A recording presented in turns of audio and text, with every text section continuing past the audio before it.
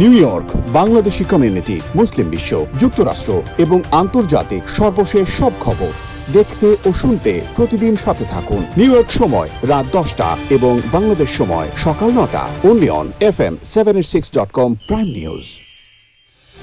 সুপ্রিয় দর্শক শ্রোতা, আজ 21 নভেম্বর 2020 শনিবার। নিউ ইয়র্ক সময় এখন রাত 10টা। FM 786.com প্রাইম নিউজে সবাইকে স্বাগত জানাচ্ছি আমি সাইদ রহমান। শুরুতেই সাদাকাহ ফাউন্ডেশন সংবাদ শিরোনাম। যুক্তরাষ্ট্রে 24 ঘন্টায় 2 লাখ ছাড়ালো কোভিড সংক্রমণ। জন্মসূত্র নাগরিকত্ব আইনে পরিবর্তন আনবেন ট্রাম্প। প্যাটারসনের কাউন্সিলম্যান হলেন শাহিন খালিক। বাংলাদেশি আমেরিকান সোসাইটির স্কুল সামগ্রী বিতরণ। জ্যাকসন হাইটসে luxury affordable housing. Hillside Islamic সেন্টারের উদ্যোগে ফ্লু শট কর্মসূচি। মুসলিম প্রো অ্যাপসের ব্যবহার নিয়ে সতর্কবার্তা। কৃষ্ণাঙ্গ হত্যায় বিক্ষোভে উত্তাল ব্রাজিল। ইরাক ছাড়ল মার্কিন সেনার প্রথম দল। FM 786 এর উপদেষ্টা সারওয়ার সাইদির ইন্তেকাল। শিগগিরই আসছে বাইডেনের মন্ত্রিসভার তালিকা। গল গ্ল্যাডিয়েটর্সের অধিনায়ক শহীদ খান আফ্রিদি। এতক্ষণ শুনছিলেন শিরোনাম, এবারে বিস্তারিত। শুরুতেই বিসমিল্লাহ হালাল লাইভ পোল্ট্রি নিউ ইয়র্কের কমিউনিটি সংবাদ। কমিউনিটির সুপরিচিত সংগঠন বাংলাদেশি আমেরিকান সোসাইটির উদ্যোগে স্কুল সাপ্লাইজ ও শিশু শিক্ষার্থীদের জন্য মাস্ক বিতরণ কর্মসূচি পালন করা হয়েছে।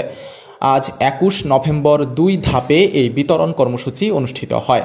দুপুর 1:30 জামাইকার রিয়াজুল জান্নাহ ইসলামিক সেন্টারে স্কুল সামগ্রী ও মাস্ক তুলে দেওয়া হয়েছে। বিকেল 3:45 একই কর্মসূচি পালন করা হয়েছে জামাইকার ইনউড স্ট্রিটে অবস্থিত মসজিদ আল কোবায়।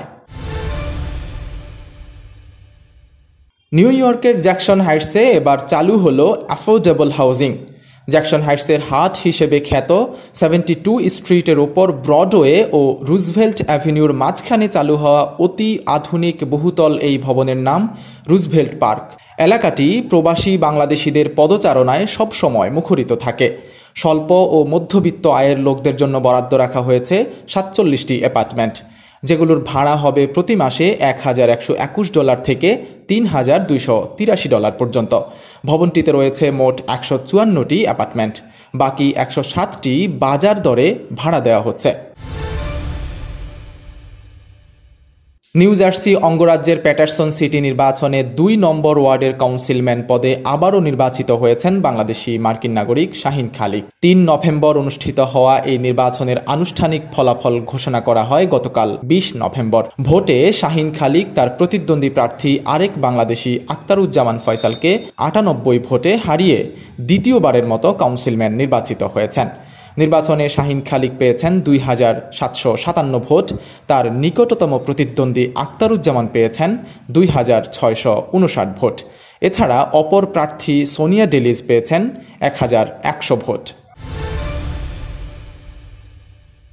হিলসাইড ইসলামিক সেন্টারের উদ্যোগে ইনফ্লুয়েঞ্জা ভ্যাকসিন তথা ফ্লু শট কর্মসূচি অনুষ্ঠিত হয়েছে। 21 নভেম্বর সকাল 10টা থেকে দুপুর 2টা পর্যন্ত এই কর্মসূচি অনুষ্ঠিত হয়েছে হিলসাইড অ্যাভিনিউর HIC বেজমেন্টে। কর্মসূচিতে অনেক প্রবাসী বাংলাদেশি ফ্লু শট গ্রহণ করেছেন।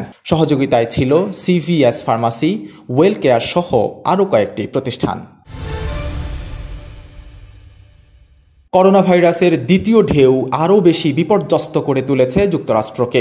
ভেঙে গেছে এতদিনকার সকল রেকর্ড। আশঙ্কা করা হয়েছিল 24 ঘন্টায় করোনার সংক্রমণ ছাড়িয়ে যেতে পারে 2 লাখ। এই প্রথমবারের মতো সেই আশঙ্কা বাস্তবে রূপ নিয়েছে। গত 24 ঘন্টায় তথা শুক্রবার জুড়ে মার্কিন যুক্তরাষ্ট্রে কোভিড-19 শনাক্ত করা হয়েছে 2,04,179 জনের দেহে। একই সময়ে মৃত্যুবরণ করেছেন 1,199 জন। প্রসঙ্গত, কিছুদিন আগে নবনির্বাচিত প্রেসিডেন্ট জো বাইডেনের উপদেষ্টা বোর্ডের সদস্য মাইকেল অস্টারহোম যুক্তরাষ্ট্রের দৈনিক সংক্রমণ 2 লাখ স্পর্শ করতে পারে বলে সতর্ক করেছিলেন। যুক্তরাষ্ট্রের জন্মসূত্র নাগরিকত্ব আইনে পরিবর্তন আনতে পারেন প্রেসিডেন্ট ডোনাল্ড ট্রাম্প। নতুন আইনে যুক্তরাষ্ট্রে জন্ম হওয়া যেসব শিশুর পিতামাতা যুক্তরাষ্ট্রের স্থায়ী অভিবাসী নন, সেসব শিশুদের জন্মসূত্রে নাগরিকত্ব দেয়া হবে না। মেয়াদের শেষ সময়ে এসে এমন নির্বাহী আদেশ জারির চিন্তাভাবনা করছে ট্রাম্প প্রশাসন। হোয়াইট হাউসের ঘনিষ্ঠ সূত্র এই খবরটি নিশ্চিত করেছে। সূত্র জানায়, জো বাইডেন জানুয়ারিতে ক্ষমতায় বসার আগেই নতুন নাগরিকত্ব আইনটি জারি হতে পারে। জনপ্রিয় মোবাইল অ্যাপ মুসলিম প্রো ব্যবহারকারীদের জন্য সতর্কতা জারি করা হয়েছে। ভাইস নামের একটি গণমাধ্যমে প্রকাশিত প্রতিবেদনে উল্লেখ করা হয়, এই অ্যাপ সাইন ইন করার সময় ব্যবহারকারীরা যে তথ্য দেন সেসব বিক্রি করা হয় ইউএস মিলিটারির কাউন্টার টেরোরিজম ইউনিটের কাছে। প্রতিবেদনে আরও বলা হয়, এখন পর্যন্ত প্রায় 98 মিলিয়ন মানুষ এই অ্যাপ ডাউনলোড করেছেন। এ ব্যাপারে উদ্বেগ প্রকাশ করেছে council on American Islamic relation. সংস্থাটির পক্ষ থেকে এমন গুরুতর অভিযোগের ব্যাপারে তদন্ত করার আহ্বান জানানো হয়। ওদিকে IQNA council on social justice এই অ্যাপটি ডিলিট করে দিতে ব্যবহারকারীদের প্রতি আহ্বান জানিয়েছেন। এবারে অন্যান্য খবর। স্থানীয় সময় বৃহস্পতিবার একটি সুপারমার্কেটের সামনে দুজন শ্বেতাঙ্গ নিরাপত্তারক্ষীর হাতে এক কৃষ্ণাঙ্গ ব্যক্তি নির্মমভাবে খুন হওয়ার পর শুক্রবার থেকে ব্রাজিল জুড়ে শুরু হয়েছে ব্যাপক বর্ণবাদ বিরোধী বিক্ষোভ। পোর্তো অ্যালেগ্রি এলাকার নিরাপত্তারক্ষীরা আলবার্টো সিলভেইরা ফ্রেইটাসের মুখে একাধিকবার ঘুষি মেরে তাকে হত্যা করেছেন। এমন ভিডিও ছড়িয়ে পড়লে দেশ জুড়ে বিক্ষোভ শুরু হয়। বিবিসির খবরে বলা হয়েছে, হত্যাকাণ্ডে জড়িত 2 নিরাপত্তারক্ষীকে আটক করা হয়েছে। অনবদ্য বিরিয়ানির স্বাদ। খলিল বিরিয়ানি হলে বাকি সব বাদ। নিউ ইয়র্কের ব্রঙ্কসে বাংলাদেশি বিরিয়ানির স্বাদ নিতে আজই চলে আসুন আমেরিকার স্বনামধন্য খলিল বিরিয়ানিতে। আন্তর্জাতিক খ্যাতিসম্পন্ন শেফ খলিলুর রহমানের সরাসরি তত্ত্বাবধানে পরিচালিত মুখরোচক স্বাস্থ্যকর বিরিয়ানির জন্য একমাত্র প্রতিষ্ঠান খলিল বিরিয়ানি হাউস। উৎসবে, আনন্দে, পার্টি কিংবা প্রিয়জনের সাথে যে কোনো উপলক্ষে দেশি বিদেশি সব ধরনের খাবার, সেই সাথে মিষ্টি আর নানা ধরনের ডেজার্ট সব পাবেন একসাথে শুধু খলিল বিরিয়ানিতে। আজই আসুন। এবারে মাদানী হজ গ্রুপ ইউএসএ মুসলিম বিশ্বের খবর। ইরাকে অবস্থানরত মার্কিন সেনাদের একটি দল প্রথমবারের মতো প্রত্যাহার করা হয়েছে। ধাপে ধাপে আরও সেনা প্রত্যাহার করা হবে বলে জানানো হয়েছে। ইরাকি জয়েন্ট অপারেশনস কমান্ডের মুখপাত্র মেজর জেনারেল তাহসিন আল খাফাজি এই তথ্য নিশ্চিত করেছেন। রাশিয়ার বার্তা সংস্থা স্পুতনিককে দেয়া সাক্ষাৎকারে তিনি বলেন, সম্প্রতি ইরাক ও আমেরিকার মধ্যে যে চুক্তি স্বাক্ষরিত হয়েছে তার আওতায় এসব সেনা প্রত্যাহার করেছে ওয়াশিংটন। প্রথম ধাপে 500 মার্কিন সেনা প্রত্যাহার করা হলো। এবারে বাংলাদেশ প্রসঙ্গ। 2 সপ্তাহেরও বেশি সময় মৃত্যুর সঙ্গে লড়াই করে অবশেষে না ফেরার দেশে চলে গেলেন বাংলাদেশের সুপরিচিত ও বিখ্যাত ধর্মীয় বক্তা এবং FM 786 এর ধর্মীয় উপদেষ্টা অধ্যক্ষ গোলাম সারোয়ার সাঈদী। ইন্না লিল্লাহি ওয়া ইন্না ইলাইহি রাজিউন। 21 নভেম্বর শনিবার ভোর 4টা 20 মিনিটে রাজধানীর এভার কেয়ার হাসপাতালে তিনি শেষ নিঃশ্বাস ত্যাগ করেন। গত 5 নভেম্বর থেকে তাকে হাসপাতালটির নিবিড় পরিচর্যা কেন্দ্র তথা ICUতে রাখা হয়েছিল। তার মৃত্যুতে গভীর শোক জানিয়েছে FM 786, ITV USA, Sadaqah foundation USA, interfaith center of USA, Madani Hajj group USA এবং দাওয়াহ কর্তৃপক্ষ। FM 786 প্রাইম নিউজে এবার একটি বিরতির পর ফিরে এসে জানাবো আরও কিছু গুরুত্বপূর্ণ খবর। সাদাকা ফাউন্ডেশন USA মার্কিন যুক্তরাষ্ট্র ভিত্তিক সাহায্য সংস্থা, জাতি, ধর্ম, বর্ণ নির্বিশেষে বিপন্ন মানবতার পাশে সব সময়। করোনা মহামারীর এই দুর্যোগে 7 দিন 24 ঘন্টা আপনার পাশে আছে সাদাকা ফাউন্ডেশন। আপনিও সাথে থাকুন। Hotline number 7182009222। বিরতির পর আবারও স্বাগত FM 786 প্রাইম নিউজে, সঙ্গে আছি সাইদ রহমান। এবারে খলিল বিরিয়ানি USA ইলেকশন 2020 এর খবর। নির্বাচনে জয়ের পর জো বাইডেন দ্রুত তার প্রশাসন গঠনের কাজ শুরু করেছেন।